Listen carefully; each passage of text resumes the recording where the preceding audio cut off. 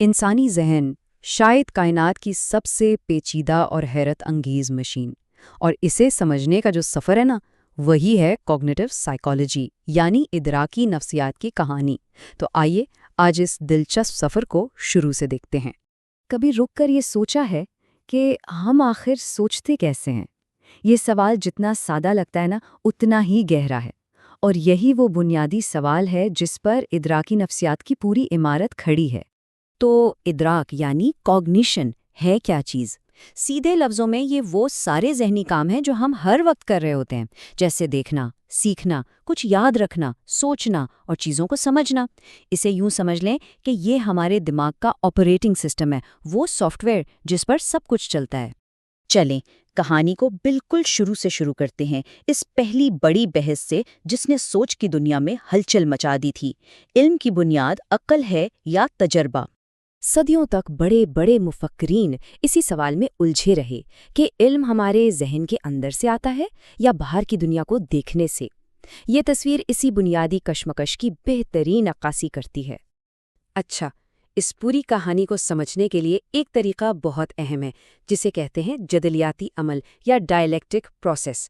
ہوتا یہ ہے کہ پہلے ایک نظریہ یعنی تھیسس پیش کیا جاتا ہے، پھر اس کے مقابلے میں ایک مخالف نظریہ یعنی اینٹی تھیسس سامنے آتا ہے، اور آخر میں ان دونوں کو ملا کر ایک نیا اور زیادہ مکمل نظریہ بنتا ہے جسے سنتھسس کہتے ہیں۔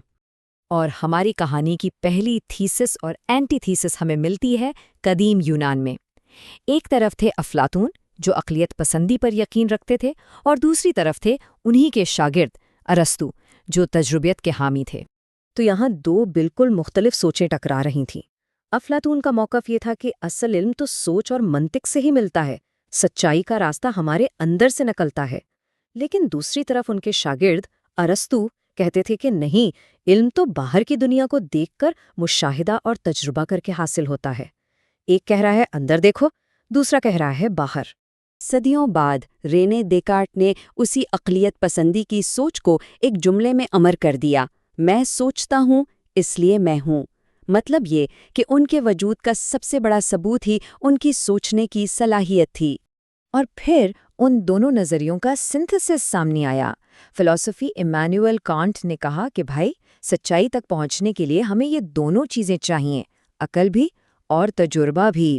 یعنی ہمیں سوچنے کے لیے عقل چاہیے تاکہ نظریات بنا سکیں، اور پھر ان نظریات کو پرکھنے کے لیے تجربہ چاہیے۔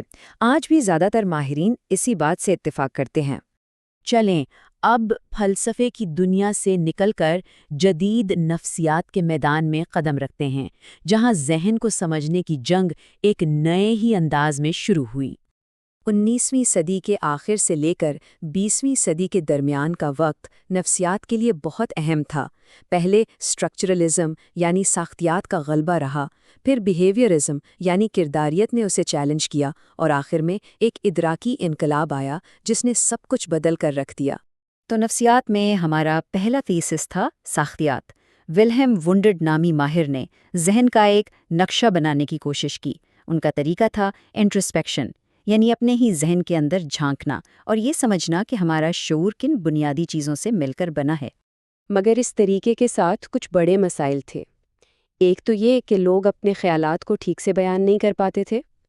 دوسرا، جب کوئی اپنے خیالات کو دیکھنے کی کوشش کرتا ہے تو وہ خیالات خود ہی بدل جاتے ہیں۔ اور سب سے بڑی بات یہ کہ یہ طریقہ بہت ہی ذاتی اور ناقابل اعتبار سمجھا گیا۔ تو اس کے جواب میں ایک بالکل مخالف نظریہ یعنی اینٹی تھیسس آیا، کرداریت۔ بیہیویئرسٹس نے کہا کہ ذہن تو ایک بلیک باکس ہے، ہم اس کے اندر نہیں دیکھ سکتے، تو ہمیں صرف اس چیز کا مطالعہ کرنا چاہیے جسے ہم دیکھ سکتے ہیں، یعنی ہمارا بیرونی رویہ، کہ کس محرک پر کیا رد عمل ہوتا ہے۔ لیکن مسئلہ یہ تھا کہ صرف رویے کو دیکھنا کافی نہیں تھا۔ یہ نظریہ زبان سیکھنے یا مشکل مسائل حل کرنے جیسی پیچیدہ چیزوں کی وضاحت نہیں کر پاتا تھا، اور ماہرین کے دل میں یہ خلش تو تھی ہی کہ آخر اس بلیک باکس کے اندر ہو کیا رہا ہے۔ اور تبھی آیا نیا سنتھسس ادراکی انقلاب، 1967 میں الرک نائزر نے کوگنیٹو سائیکالوجی کے اصطلاح کو باقاعدہ متعارف کروایا۔ یہ ایک ایسا شاندار طریقہ تھا جس میں ماہرین نے بیرونی رویوں کو استعمال کرتے ہوئے دماغ کے اندر چلنے والے عمل کا سائنسی مطالعہ کرنا شروع کیا، یعنی دونوں جہانوں کی بہترین باتوں کو اکٹھا کر لیا۔ اس نئے دور کو سمجھنے کے لیے ایک بہت ہی زبردست استعارہ سامنے آیا، ایک نیا خیال کہ ذہن بالکل ایک کمپیوٹر کی طرح ہے۔ دیکھیں، جیسے جیسے کمپیوٹرز کی ٹیکنالوجی آگے بڑھی، ماہرین کو ذہن کو سمجھنے کا ایک بالکل نیا ماڈل مل گیا کہ ہمارا ذہن بھی ایک انفارمیشن پروسیسر ہے۔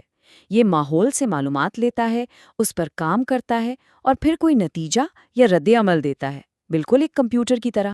اس انفارمیشن پروسیسنگ نظریے کی بنیاد چند اہم باتوں پر ہے۔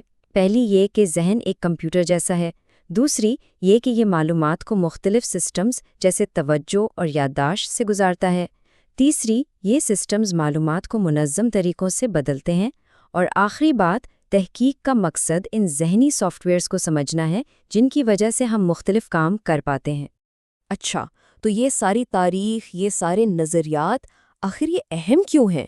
یہ اس لیے اہم ہیں کیونکہ یہ صرف کتابی باتیں نہیں ہیں، ان کی بنیاد پر ہماری زندگیوں کو بہتر بنانے کے لیے عملی طریقے بنائے گئے ہیں۔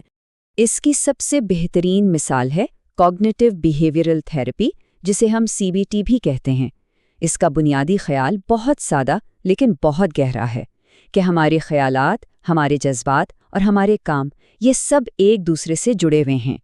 اور جب ہم اپنے خیالات اور احساسات کے اس تعلق کو سمجھ جاتے ہیں تو CBT ہمیں وہ اوزار دیتی ہے جن سے ہم اپنی منفی یا غلط سوچ کو چیلنج کر سکتے ہیں، اسے بدل سکتے ہیں، اور جب سوچ بدلتی ہے تو جذباتی تکلیف بھی کم ہو جاتی ہے۔